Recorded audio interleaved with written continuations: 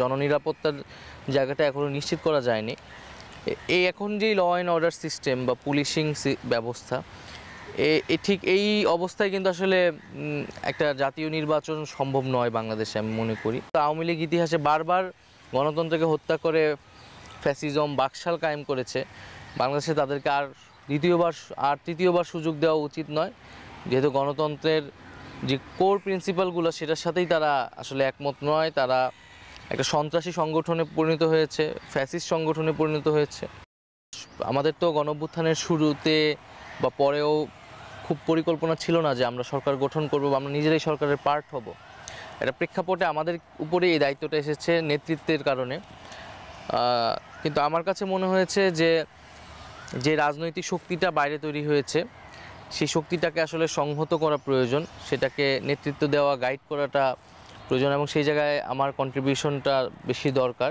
এটা শুধু দল বা গোষ্ঠী কোনো স্বার্থের জায়গা থেকে না, বরং একটা ন্যাশনাল ইন্টারেস্টের জায়গা থেকে এই মুহূর্তে বাংলাদেশে আরেকটি রাজনৈতিক দল গড়ে তুললে এটা এই প্রজন্মের আকাঙ্ক্ষাকে ধারণ করতে পারবে এবং আমাদের যে গণতান্ত্রিক উত্তরণের কথা আমরা বলতেছি সেই ক্ষেত্রে সহায়ক হবে। মেটা গোল সেটা আমরা বলেছি যে আমরা একটা সেকেন্ড রিপাবলিক দেখতে চাই বাংলাদেশে, যেটা কেবল সরকার নয়, একটা শাসন কাঠামোর পরিবর্তন হবে, সাংবিধানিক পরিবর্তনের মধ্যে দিয়ে সেটা সূচনা হবে।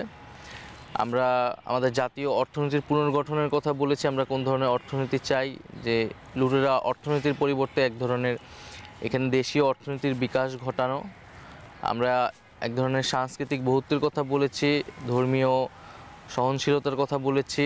গত 7 মাসে আমাদের প্রত্যাশা ছিল সবারই যে ল অ্যান্ড অর্ডারটা স্বাভাবিক হওয়া, আমাদের যে পুলিশিং সিস্টেমটা সেটা একটা স্বল্পমেয়াদী সংস্কারের মধ্য দিয়ে গিয়ে সক্রিয় হওয়া, সেটার কিছুটা উন্নতি ঘটেছে, কিন্তু আমাদের প্রত্যাশিত জায়গায় বা জননিরাপত্তার জায়গাটা এখনও নিশ্চিত করা যায়নি। এই এখন যেই ল অ্যান্ড অর্ডার সিস্টেম বা পুলিশিং ব্যবস্থা, ঠিক এই অবস্থায় কিন্তু আসলে একটা জাতীয় নির্বাচন সম্ভব নয় বাংলাদেশে, আমি মনে করি। তারা বলতেছে প্রথম রিপাবলিককে প্রয়োজনীয়তা শেষ হয়ে গিয়েছে কিনা, কেন আমাদের দ্বিতীয় রিপাবলিকের কথা বলা লাগতেছে। তা আমরা বলতেছি যে আমাদের যেই বিদ্যমান সংবিধান, যে বিদ্যমান রিপাবলিক, তার অধীনেই কিন্তু একটা ফ্যাসিজম তৈরি হয়েছে। গত 54 বছর তার অধীনেই বারবার গণতন্ত্র মুখ থুবড়ে পড়েছে, এবং সর্বশেষ এরকম একটি গণহত্যার মতো ঘটনা সংঘটিত হয়েছে। আমাদের এই সংবিধান কিন্তু আমাদের মানবাধিকার রক্ষা করতে পারে নাই, গুম হয়েছে মানুষ, আমাদের ভোটাধিকার রক্ষা করতে পারে নাই। ফলে সংবিধানের প্রতি জনগণের সেই আস্থা নেই। ফলে আমাদের নতুন করে যদি আমরা সেই আস্থা তৈরি করতে চাই, আমাদের সেই সাংবিধানিক ভিত্তি পরিবর্তন আসলে প্রয়োজন। আওয়ামী লীগ ইতিহাসে বারবার গণতন্ত্রকে হত্যা করে ফ্যাসিজম বাকশাল কায়েম করেছে। বাংলাদেশে তাদেরকে আর তৃতীয়বার সুযোগ দেওয়া উচিত নয়, যেহেতু গণতন্ত্রের যে কোর প্রিন্সিপালগুলো সেটার সাথেই তারা আসলে একমত নয়। তারা একটা সন্ত্রাসী সংগঠনে পরিণত হয়েছে, ফ্যাসিস্ট সংগঠনে পরিণত হয়েছে।